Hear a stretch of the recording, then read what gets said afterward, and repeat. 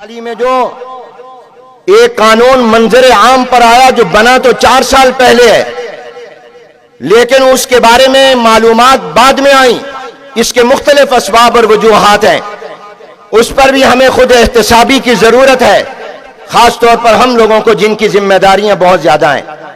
لیکن اس کے ساتھ ساتھ یہ ٹرانسجینڈر ایکٹ جو بنا ہے، ٹرانس کا معنی تبدیلی اور جینڈر کا معنی جنس کی تبدیلی کا قانون، عنوان یہ رکھا گیا کہ خواجہ شرعوں کے حقوق کا تحفظ، مگر اس کی آڑ میں ہم جنس پرستی کو قانونی تحفظ دیا گیا۔ مرد مرد سے، عورت سے شادی کر سکتے ہیں، اور میں ایک عرصے سے علماء کی مجلس میں یہ بیان کرتا ہوں کہ 1961 اور 62 میں حضرت مولانا شمس الحق صاحب افغانی رحمت اللہ علیہ نے خیر المدارس ملتان میں وفاق المدارس العربیہ پاکستان کی مجلس شورا کے اجلاس میں، جس میں اس وقت کے بڑے بڑے اکابر موجود تھے، حضرت مولانا محمد یوسف صاحب بنوری رحمت اللہ علیہ، میرے جد امجد مولانا خیر محمد صاحب رحمت اللہ علیہ، مفکر اسلام حضرت مولانا مفتی محمود رحمت اللہ علیہ، بڑے بڑے اکابر تھے، تو انہوں نے کہا تھا علماء کرام، آپ کو میں آنے والے دور کا چیلنج بتانا چاہتا ہوں۔ آپ کے لیے چیلنج عیسائیت نہیں ہے، آپ کے لیے چیلنج یہودیت نہیں ہے۔ ایک دور تھا جب ان سے مناظرے ہوتے تھے، اب یہ بطور مذہب نہیں، بطور قوم کے دنیا میں ہے۔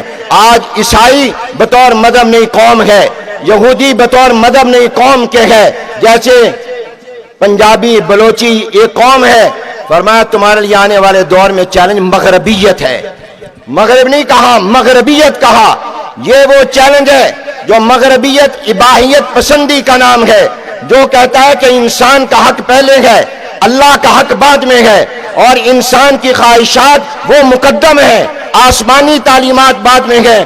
یہ پاکستان جو اسلام کے نام پر بنا، اس پر بھی تہذیبی دہشت گردی اور تہذیبی حملہ ہے۔ میں آج آپ سے درخواست کرنا چاہوں گا کہ آپ ٹرانسجینڈر ایکٹ کے بارے میں پورے ملک میں بینر لگائیں، آویزاں کریں، پینا فلیکس لگائیں، قرآن و سنت کے خلاف قانون نامنظور، شریعت کے خلاف قانون نامنظور، اور ہمیں اپنے خاندانی نظام کے خلاف قانون نامنظور، اس کو مہم اور تحریک بنائیں۔ اور تیسرا یہ ہے کہ اس قانون کو مسلم لیگ نون نے بھی پاس کیا، پیپلز پارٹی نے بھی کیا، تحریک انصاف نے بھی کیا، ان کے تمام ایم این اے کے پاس آج میں آپ سے یہ درخواست کر رہا ہوں اس امید کے ساتھ کہ آپ اس فقیر کی آواز پر توجہ دیں گے۔ آپ جانے کے بعد اپنے اپنے حلقوں کے ایم این اے کو ملیں، سینیٹر کو ملیں، اپنا احتجاج ریکارڈ کروائیں اور ان کو کہیں ہم نے تمہیں ووٹ یا ہمارے علاقے نے ووٹ اس لیے نہیں دیا تھا کہ تم اسلام کے خلاف قانون پاس کرو، تم نے ہمارے مینڈیٹ کی توہین کی ہے۔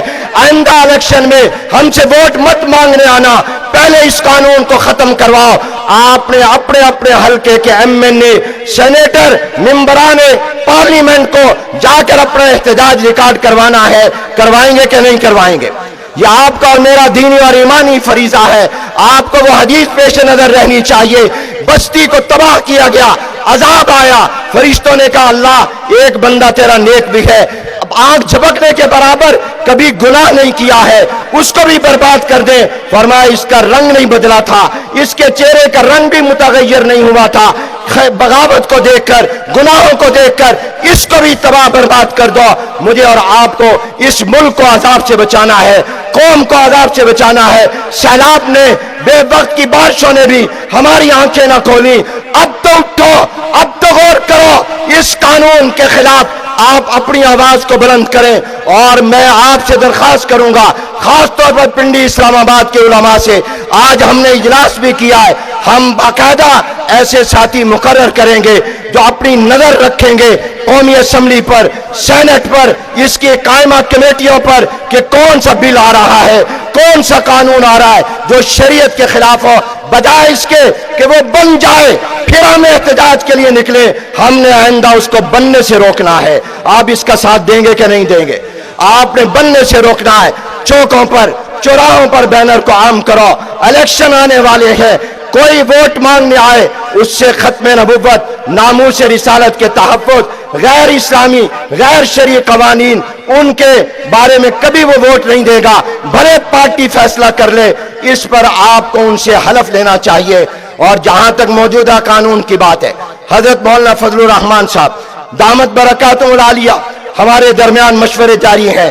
حضرت مولانا نے اس پر اپنے جمعیت کے رفقا کو مقرر کیا، پورے قانون کا جائزہ لیا، پھر ان کے رفقا نے ایک مسودہ تیار کیا، حضرت نے وہ مسودہ بھیجا حضرت مولانا مفتی محمد تقی عثمانی صاحب دامت برکاتہم کے پاس، پھر خود مولانا کراچی تشریف لے گئے، حضرت سے ملاقات ہوئی اور اس کے مطابق حضرت کو مسودہ دیا، حضرت نے غور کر کے اس کا ایک ترامیم کچھ کی، اس کے اندر مزید اصلاح اور بہتر کیا، پھر حضرت نے اپنے ساتھیوں کو دیا، وہ الحمدللہ تیار ہو گیا۔